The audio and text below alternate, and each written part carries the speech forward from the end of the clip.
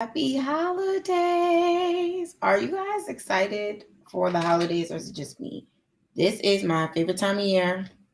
I am a Christmas girl through and through, and I'm just excited. It's probably a mix of me using it as a time to buy myself things I want, seeing family and friends, food, and a break from work. So I'm excited about all the above, which is why I love Christmas, and I'm looking forward to it. What side is it? This side. There we go. Yeah, so but of course we had to get in here and do a little cappy about best and worst brands of 2022. Also coming soon, I'll have a video about this hair. This is the Upgrade Boutique hair that I unboxed the other day. Woo, these girls are dropping it like it's hot. Dropping like it's hot. Thankfully, most people only see me from here up, Zoom world. Yeah, so let's get into it. So I have the best brands, and I'm actually the title is the worst brands, but they're really not the worst. They're just not doing well, in my opinion. So let's get started here. I got my notes down here, so if you see me looking down, that's what I'm looking at. Thank you so much if you like this video. Also subscribe, hit the like button, do the YouTubey things, as people say. Let's start off with the brands that we're gonna say need the most improvement. They're really the worst, but they got to get it together. And some of them were like riding on a high last year, and then this year is like, so that's a whole nother aspect too. So I'm gonna start off with, in terms of worst brands, number 10, I'm putting Huda Beauty. Huda Beauty has become real stagnant. I feel like I'm not getting anything new and exciting from them. I'm super happy for Wishful and Kayali's success and that people are enjoying them. But where's the makeup? I want more makeup. And at this point, I feel like Kayali is really starting to overshadow Huda Beauty. Like, I mean, it's great that the business is successful, but like, we came for the makeup, girl. We came for the makeup. Like, there was a time when anything like Huda Beauty would sneeze on Instagram and we would all be running to go buy the things. And the eyeshadow palettes are becoming one note and very similar. It's really starting to remind me of ColourPop, where it's like everything you put out is the same. And that's why she didn't even make either list, because it's just like you're just going to repeat. You're going to rinse and repeat the same collections, the same. Here's a gold, here's a brown, here's an orange, here's a green, here's a purple, here's a blue, all version of the same palettes over and over again, and nobody wants that. Like, please do better for us. Wow, this hair looks a lot better on the camera than it does in real life. But I like her. Video coming soon on that. But yeah, Huda Beauty, please give us something new and interesting. In the same vein, number 9 is NARS, and these are getting worse as we go up the scale. So 10, Huda Beauty. It's not that you're doing horribly bad, but it's just that we didn't see anything new from you that we could talk about and be excited about. So, you warning, right? NARS is about to fall off the map. If they didn't have so many staple products that people relied on, I don't even know how they would still be in business. Like, and one day, Radiant Cream and Concealer, people are going to realize that there's other things that do the same thing, and then you won't have anything going for you. People don't even wear powder blush like they used to, so that was your main trick, and I don't know how that's still going. She did come out with NARS did come out with a foundation earlier in the year that everybody was super excited about, and everybody was talking and posting and really focused on it. But I don't know. I just feel like, where are the new things? Where are the collections? Like, even their holiday stuff, when it came out, I was like, oh no, this is recycled. So NARS, you better step it up, get it together, because it's not looking good.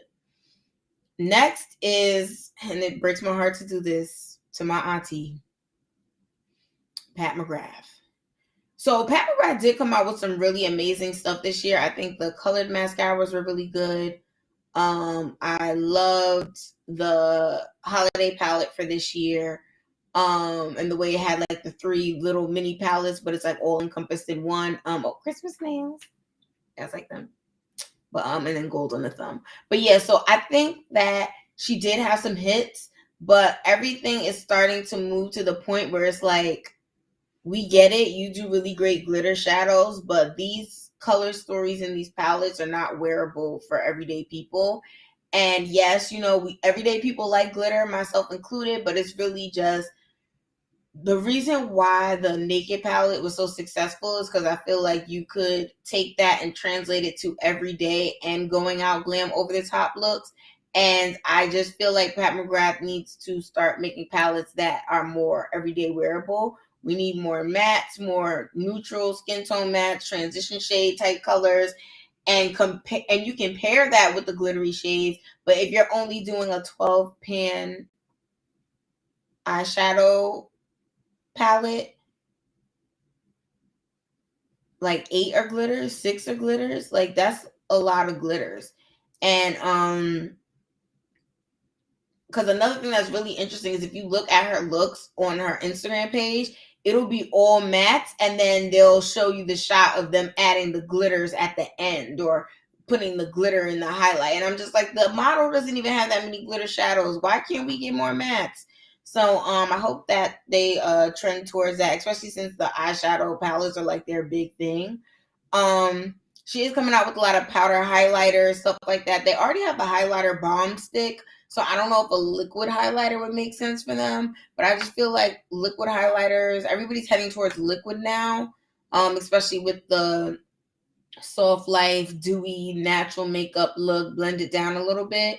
So if I think a liquid highlighter would be really cool from Pat. Also,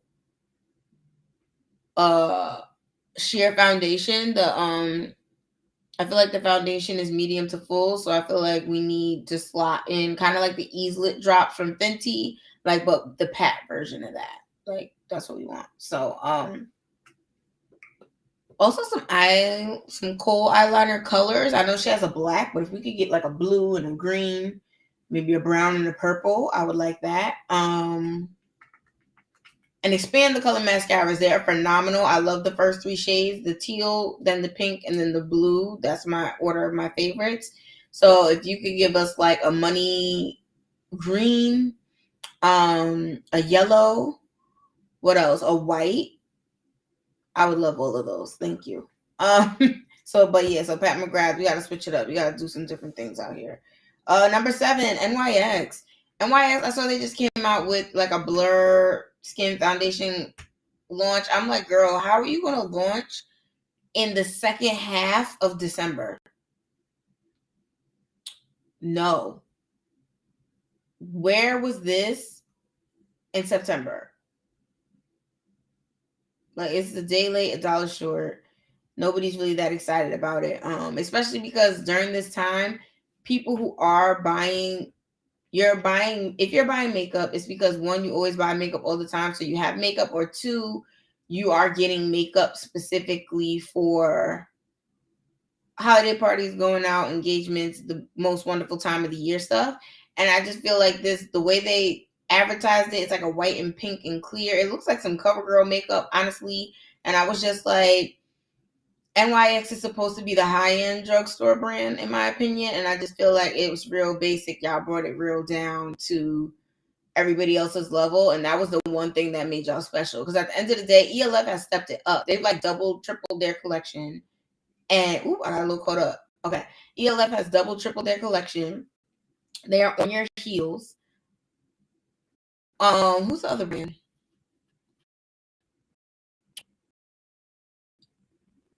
All right, don't do this to me. I'm trying to go live. All right, that's a little better. But, yeah, ELF is catching up on you. Makeup Revolution is doing the things. I went to Target. There are so many brands now. Minted is in drugstores. Like, you need to, NYX, we need the things. You got to do it quickly. You got to speed it up. You got to make it better, bigger, and more towards that high-end brand. Especially now that somebody else on the list is filing for bankruptcy and financial struggles. This is the time for you to slide in and take their spot. But they're further down, so we're going to talk about them later. All right, so NYX is number 7. On the list of worst brands, number 6, Hourglass. Hourglass used to be like one of the top talked about high-end brands from Sephora. and now they've disappeared and they're gone. They do have a new lipstick that they came out with that's really highly rated. It has almost 5 stars. It's like 4.5 stars on Sephora, which granted, a lot of the first reviews are paid reviews, but still nonetheless, it's they're all of them are not paid reviews. And on Instagram, I've seen people saying that they like it and that it's a real great lip product. Where is the marketing? Where is the rollout? Where is the brand push? I don't understand what is going on. You guys need to jump on that. Same thing with the concealer. The concealer had some hype. People were talking about it and stuff, but you really just didn't see it anywhere. In terms of like the companies that I'm getting targeted for, in terms of ads for makeup marketing, to get into the game when it comes to these advertising and stuff, because I'm searching your product names and the first search result is not even your company. Like, you were letting other people get in. And I mean, I guess because you're partnered with Sephora, it's kind of like a little problematic of we can't take the top search result every time because Sephora needs that. But I'm like, you guys need to be higher up on what I'm looking at. So, and that's in general, but Hourglass definitely. You guys got to do more, and release more different things. Yes, highlighter, concealer, and lip stuff, but especially the success of the primer back in the day, I think that's a real easy lane to just push into skincare a little bit, but not full skincare, but like what Bobbi Brown did in the early 2000s, but better. So like skincare specifically for makeup lovers, I think Hourglass could do that, and I think that would be really, really cool. Okay, so Hourglass number 6. Number 5 for the worst, best and worst makeup brands, but for the worst, CoverGirl. CoverGirl's disappeared. And I don't understand because they are owned by a huge company. I haven't heard anything about them going out of business or losing that much money. So I don't understand why CoverGirl is not coming out with things. And the advertising used to be a whole big deal about who the celebrity was that was going to be the CoverGirl ad person for that year. I do know that a lot of their marketing was wrapped up in like magazines and print and stuff. So I mean, everybody's transitioning away from that. So just figure out what you're going to do, CoverGirl, and do it quickly, because I know you tried to do the, what is it, like the clean girl drugstore makeup, but that is not enough. You need to do something that applies to more people more generally. That way, everybody could be into it and you can be on top again. Number 4, Makeup Forever. Oh my God. When Makeup Forever came out with the HD foundation for like a consecutive 2, 3, 4 years, you couldn't do nothing without having a Makeup Forever option in there. It'd be like, oh, lip pencils, but Makeup Forever too. Eyeshadow, oh, but Makeup Forever too. Pigments, ooh, but Makeup Forever too. And everybody will always mention Makeup Forever, MUFE, used to be everywhere on the internet. And this year they came out with a foundation that a lot of people liked and talked about, but besides that one product, it was quiet. And that is not, you can't run a whole brand off just one product. And I know that foundation is like very important. That's one of the things that people invest the most money in and they're the most excited about, but you have to hitch your wagon to some other things. Like, don't become a one trick pony, especially not for foundation. Because a lot of, especially the younger makeup consumers, from what I see of what they like on the TikToks that make it over to Instagram, there's a lot less emphasis on heavy coverage foundation. So yes, they're gonna have one foundation to like even themselves out, but there's more emphasis on highlighting, contouring, strobing with other products and eyeshadow over the top, beautiful, like full glam eyeshadow, 8 different color looks. That is where we're heading to. So it's like, girl, jump over there before we get there, because you guys have the research and the money and the wherewithal to be able to figure that out. Okay. After Makeup Forever, number 3, Urban Decay. Urban Decay literally has not come out with anything exciting all 2022. Everything fell flat. It was a repeat, a remake, a bootleg, late, not giving, sad. I'm just like, what is going on with Urban Decay? Now I know there's some brands who like Too Faced. I didn't even include them in this list because it's very clear that Estee Lauder buys brands and then you fall off and then you have to do your resurgence. So right now, Too Faced is in her flop girl era, so that's why I didn't even include her on the list. Yes, her flop girl era, Too Faced. So good luck, whatever's happening behind the scenes, try and get it together. But yeah, so I expect from them, but from Urban Decay, they had always managed to come out with that one thing that when they were sinking, they would throw that and then they would save themselves. So like at a certain time, it was all eyeshadows and setting sprays and that kind of stuff, and then it was like, oh, they flopping, they're falling off. Boom, they came out with Naked Skin, the foundation, the concealers that sustained them a little bit. And like they would always come out with something new that would just hold on. They'd hold on for a little bit longer. And it's just like there's nothing new. I seen a Naked palette with a green color story, and I was just like, do something else. Step it up, Urban Decay, because I really like your products. Number 2, Haus Labs. Oh, Haus Labs. Okay, so they fumbled the first launch because they wanted the Amazon money and did a online launch for a product that most people need to shop for in person. So that was flop, shambles, not a good plan. I totally get it. Go for the money the first time. You did that. It didn't work. So then the second time, when you did relaunch, rebrand, come up with all the stuff for Sephora, why didn't you just follow the Fenty playbook and the Rare Beauty playbook? Like they walked so that way you could run. Well, Rihanna really got out the mud. She crawled. She crawled so Rare Beauty could walk so that way Haus Labs could run. And Haus Labs did not take the baton. They dropped it and tried to do something different. It didn't work out.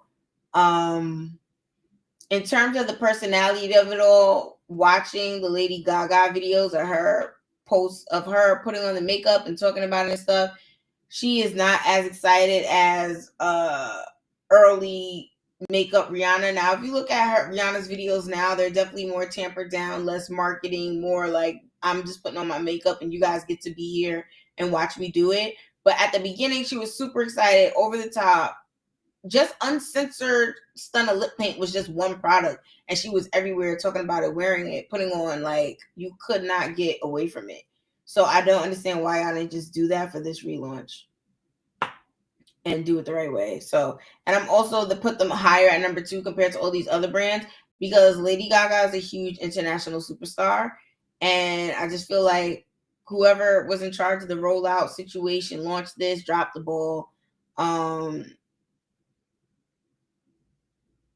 Yes, it was a post-pandemic world, so you're probably on the more conservative side in terms of what you want to spend and what you want to do. But I just think that since this was a second launch to try to replace that the first one wasn't as successful as you wanted, you guys should have went all in and you didn't. So sad face. And number 1 for the worst makeup brand of 2022 is Revlon. Revlon filed for bankruptcy and then didn't say nothing. They were like, we might be going out of business. Bye. Like, no, what are you going to do?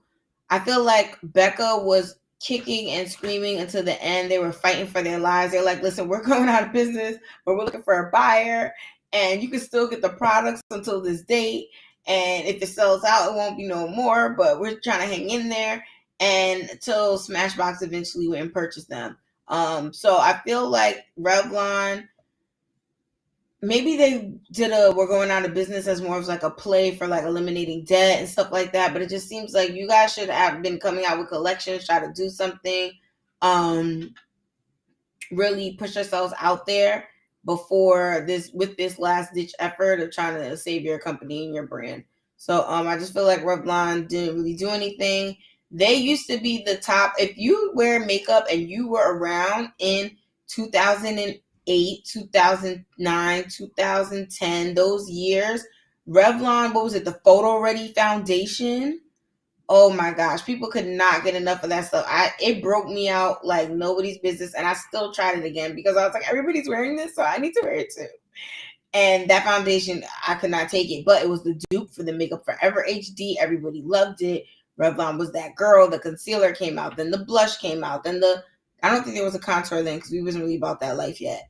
But everything photo ready. You couldn't keep it on the shelves. Photo ready setting powder, like photo ready, photo ready. Everybody was crazy about photo ready, and they just need to recreate that kind of momentum. Which even that, it was a dupe for a high end product.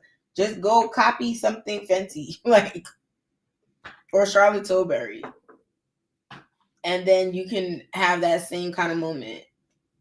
But yep, so that's Revlon, number one worst makeup brand because they're going out of business and dying and not trying to stop it. All right, so then next we have what time is it? Okay. Ooh, okay, it's 14. Let me speed this up. Next we have the best brands getting it right in 2022. Number 10, MAC Cosmetics. They are leaving their flop girl era from Estee Lauder, and it's very curious to me that all these brands that are getting purchased by Estee Lauder then enter this horrible flop period. And I'm like, why did y'all buy it to drive it in the ground? Like, what was the plan when y'all said y'all was gonna get it? Y'all didn't. I guess you don't know what they have in research and development, and then you're trying to figure it out once you own everything. But I'm like, why does this keep happening every time y'all acquire a makeup company? But MAC is on the mend after struggling for a long, long time, and it started with the MAC Stack makeup gloss. The lip glass is making a comeback. A lot of the MAC tried and true products. They're doing a lot more tutorials on their Instagram, showing off how to do different products, creating certain trends with different things, and really leaning into that makeup artistry background. So that is really good, and I hope that they keep it up. Whitney Houston collection was a little weird and kind of floppy. She was always made up and looked great during her performances and stuff. But in terms of the connection to her in real life compared to just it seems like promotional items for the movie and not like real life Whitney Houston. So that was kind of but I see what you guys were trying to do. Number 9, Fenty Beauty. So Fenty Beauty didn't come out with a lot of hits, but there were a lot of things that I really liked that they did come out with. One, the lip stains. I'm wearing my type right now, the one that was so hard to get, and it took me like 4 months to get it. But super wearable, pigmented, love it, amazing for dry lips. Fenty Bomb Ice. Everyone is going crazy for that thing. It's now started this whole cold girl makeup trend, which I'm like, when you cold, you're trying to get inside. You're not trying to stay out so that way you continue to look cold. And also your face doesn't strategically turn red when you're cold. Your whole face be red and painful. Trust me, that's what I know. Okay. Especially if you live in the United States Northeast, or any place where it gets really cold. Like Chicago, that area. Like there's no cold girl beauty. It's getting inside. That's it. But yeah, so it's sparking this whole new trend. I really like it actually. Fenty Bomb Ice is my new favorite lip gloss balm. I still love Fussy and Glass Slipper. They still have a special place in my heart, but I just love that cooling Listerine feeling from the ice. You can't really you can't beat that. So I think Fenty's coming out with a few stuff. The Ease Lit Drops I loved for summer. Oh my god, I was so addicted to those things. I started giving myself acne from wearing it too much on my cheeks. But and I will definitely, when I go on vacation, be putting it on top of my sunscreen. I love the way that stuff looks. And the Ease Lit foundation is super solid too. It doesn't beat MAC Face and Body, but it's really good. It's really good and I like it. So yeah, Fenty keep with the solid drops. Danessa Myricks. The Blur Bomb has literally taken over the internet. Everybody got the Blur Bomb. Everybody loves, whether it's the translucent one or the one that's their skin tone. I have it, and it's just a lot of work for me. The whole thing with the scrape the spatula and then put it on, and it looks really oily if you have oily skin. So then you have to powder it and make sure you prime right, and it's just too much work. I'm a liquid foundation girl. Pump Swipe is my preference for foundation, so I wasn't really into that too much, but she really did take the internet by storm. And I'm thinking, I know she has powders, and maybe that's what I need to go find.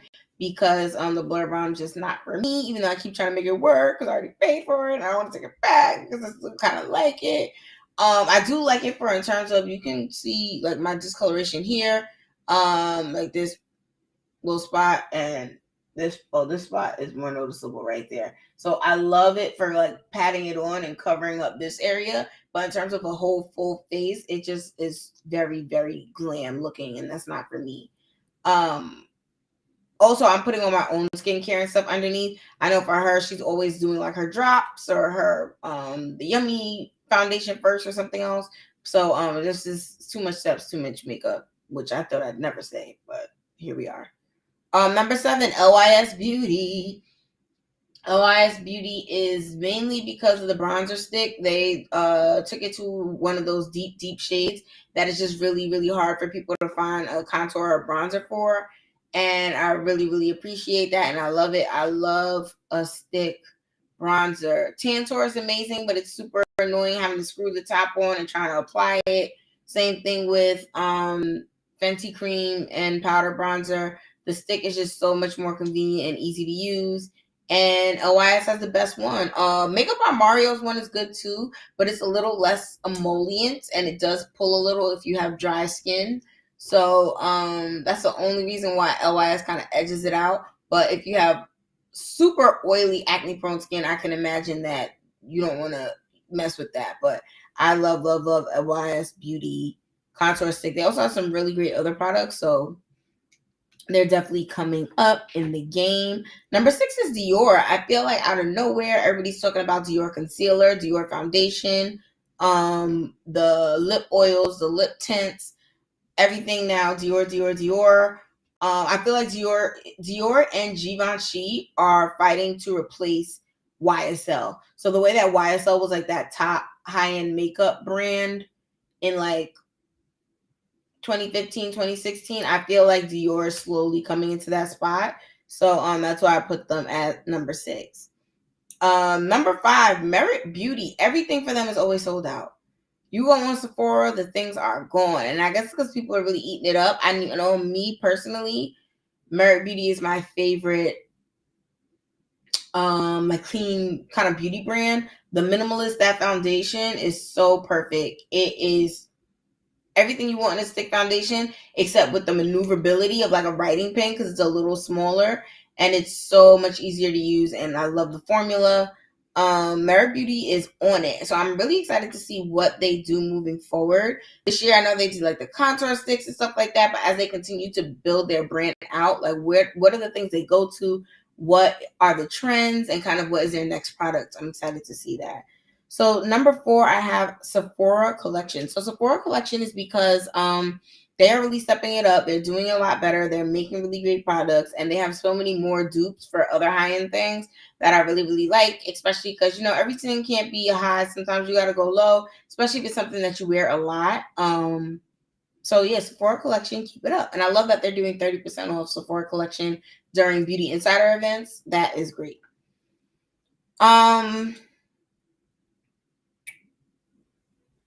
Late change. So I'm going to, it's funny, I had Milk Makeup as number 3, but I'm going to put Rare Beauty instead.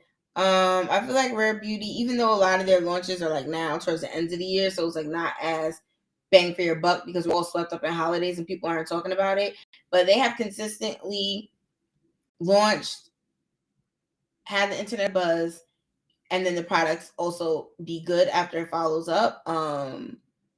And once people have it in their hand and they're using it and trying it. So shout out to Rare Beauty. I hope they keep it up. I did see that kind of with Fenty Beauty, they lost steam for a period.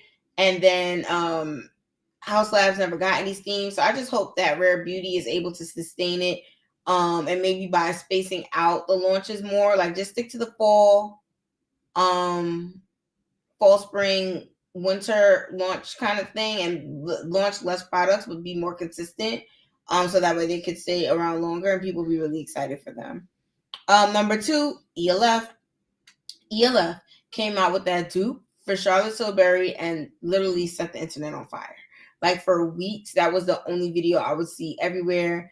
Everyone was talking about it. So many videos of people in Targets looking at the empty shelves like, where where is it? I need it with their phones. And there hasn't been a buzz about a drugstore product like that for a really long time. And the fact that they were able to break through the actual noise of the Charlotte Tilbury, and not that it's noise because it was a bad product, but it's just that sometimes when the high-end version is so critically acclaimed that the dupes don't get any love or gain any traction. And the fact that it was just as successful, if not more, in terms of taking over the conversation of these glowy skin correcting kind of products. Yeah. ELF, congratulations to you. I hope you build up this. I feel like the putties were last year, but they did come out with some expanded products for like the little putty collections. But yeah, shout out to ELF. They're doing it, and I appreciate it because as much as I do buy high-end makeup, I love drugstore makeup and affordable makeup also. Like right now, for instance, my brows are a mix of MAC Volux brow pencil with L'Oreal skinny eyebrow pencil. There's a name for it. I just don't remember.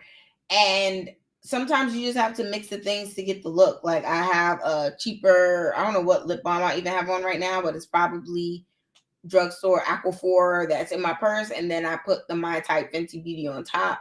Like mixing the high and the lows really helps me achieve a lot of the looks that I like. So I'm happy to see brands like ELF continue to be successful and step it up. Number one brand of 2022, drum roll, Charlotte Tilbury. I didn't even want to give it to her, but I couldn't think of any other brand that was basically taking over the internet every couple of months. Like first it was the Flawless Filter face stuff. The contour wands and the highlighting wands stay sold out. Like stay sold out. Lipsticks people are loving from her. Lip liners people are loving from her. Lip gloss people are loving from her. The new concealer, although I don't like it under my eyes because it does have glitter in it, but it looks gorgeous on my face. And it has a really extensive shade range in terms of neutral, warm, cool. Good job. If you're familiar with my channel or if you've been here before, you know that my first experience with Charlotte Tilbury was in 2017 when I went to United Kingdom, and they very much so did not have a lot of representation for deep and darker skin tones, so I was not checking for them. But they've stepped it up, so I would like to see some more shades of Flawless Filter. I think it's like 8 right now. We get to a strong 12. I think that'd be good. Expanding, to the right, so that way there's more shades for people like me. And